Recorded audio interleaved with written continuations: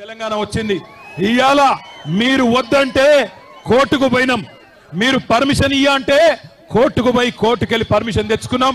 1000 మంది అనుకుంటే 25,000 మంది తరలి వచ్చి ఈరోజు బ్రహ్మాండంగా ఈ ప్రభుత్వం మీద ఎంత కోపం ఉందో, ఈ ప్రభుత్వం మీద ఎంత వ్యతిరేకత ఉందో ఇవాళ ఈ మానుకోట మహాధర్నా చూస్తేనే అర్థమైతా ఉన్నది. నేను మీ అందరితోని ప్రార్థించేది ఒకటే, తప్పు జరిగింది, మోసపోయినాం, పర్వాలేదు, ఏం ఇబ్బంది లేదు, 4 ఏళ్ళు గట్టిగా కొట్లాడదాం. ఒక లగచర్ల కాదు, ఎక్కడ అన్యాయమైన గొంతిప్పుదాం. మొన్న లగచర్ల ఆడబిడ్డలు, మా బంజారా ఆడబిడ్డలు, మా బంజారా ఆడబిడ్డలు, ప్లీజ్ మాట్లాడి, గొంతు పోతుంది, మాట్లాడి. మా బంజారా ఆడబిడ్డలు 30 మంది రైతులను జైల్లో పెడితే వాళ్ళు భయపడలే. మీరు చూసింటారు, జ్యోతి అనే ఆడబిడ్డ 9 నెలల ప్రెగ్నెంట్. ఆమెను మేము అన్నాం, వద్దులే అమ్మా, నువ్వు ఉండు, ఢిల్లీ దాకా ఎందుకు, ఉండు తల్లి అంటే, లేదన్నా నేను బంజారా బిడ్డను కొట్లాడతా, తప్పకుండా రేవంత్ రెడ్డి భరతం పడతా అని చెప్పి ఢిల్లీ దాకా వచ్చింది. ఢిల్లీకి వచ్చి ఆ జ్యోతి అక్కడ ఉన్న మానవ హక్కుల కమిషన్ను, అక్కడ ఉన్న ఎస్సీ ఎస్టీ కమిషన్ను, అక్కడ ఉన్న మహిళా కమిషన్ను కలిసి ఆమె బాధ చెప్తుంటే, ఒక జ్యోతి, ఒక దేవి, ఒక సోనీబాయ్, ఒక కిష్టీబాయ్, అదే విధంగా మిగతా ఆడబిడ్డలు వాళ్ళ బాధ చెప్తుంటే ఆ కమిషన్ సభ్యుల కళ్ళల్లో కూడా కన్నీళ్లు తిరిగినాయి.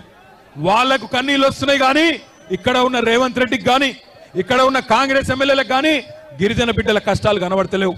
అందుకే నేను అనేది, లగచర్లలో జరిగింది ఇవాళ రేపు మనకు కూడా జరగచ్చు, రేపు మానుకోటలో కూడా జరగచ్చు, రేపు మిర్యాలగూడలో జరగచ్చు, సాగర్లో జరగచ్చు, రాష్ట్రంలో ఎక్కడైనా జరగచ్చు.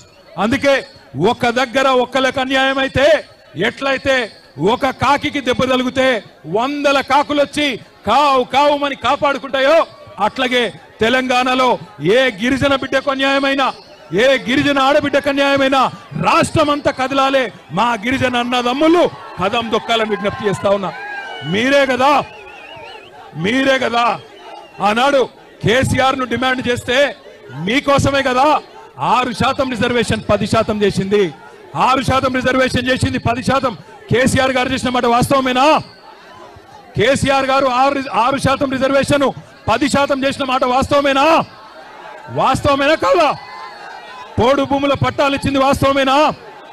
తాండాలు పంచాయతీలు చేసింది వాస్తవమేనా? మరి ఇన్ని చేసిన కేసీఆర్ గారు సరే కొన్ని మాయ మాటలు నమ్మి మోసపోయినాం, ఇబ్బంది లేదు. కానీ రేపటి రోజున ఈ రేవంత్ రెడ్డిని, కాంగ్రెస్ ప్రభుత్వాన్ని మానుకోటలోనే కాదు, ఊరూరా ఉరికిచ్చి కొట్టే బాధ్యత కూడా, ఉరికిచ్చి ఓట్లతో తరిమే బాధ్యత కూడా మీరే తీసుకోవాలా.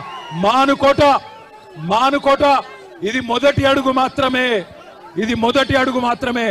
రాష్ట్ర వ్యాప్తంగా మా కొడంగల్ ఆడబిడ్డల కోసం మద్దతు కూడగడతాం. మానుకోట మొదటి అడుగు, రాష్ట్రం అంతా తిరుగుతాం. రాష్ట్రంలోని ప్రతి తాండా, ప్రతి పల్లె నుంచి కూడా పెద్ద ఎత్తున రైతులను కూడగడతాం.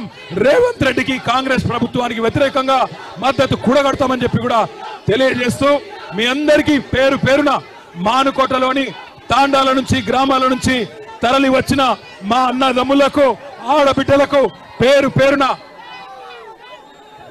మీ అందరికీ రామ్ రామ్ తెలియజేస్తూ, మళ్ళొక్కసారి బాయ్ బియాన్ రామ్. మీ అందరికీ కూడా నేను ఒకటే విజ్ఞప్తి చేసేది, మానుకోటలో ఇవాళ మీరు కదం దొక్కి మాకు శక్తిని, ఉత్సాహాన్ని, స్ఫూర్తిని ఏదైతే ఇచ్చినారో జీవితాంతం గుర్తుపెట్టుకుంటాం. మానుకోటకు రుణపడి ఉంటాం. తప్పకుండా మా గిరిజన బాతికి ఎక్కడ కష్టం వచ్చినా బీఆర్ఎస్ అంటే భారత రాష్ట్ర సమితి మాత్రమే కాదు, బంజారా రాష్ట్ర సమితి అనే విధంగా మీకోసం కదులుతామనే మాట కూడా తెలియజేస్తూ, జై తెలంగాణ, గట్టిగా అన్ని పిడికి లేవాలి, జై తెలంగాణ, వెనకాల దాకా జై తెలంగాణ.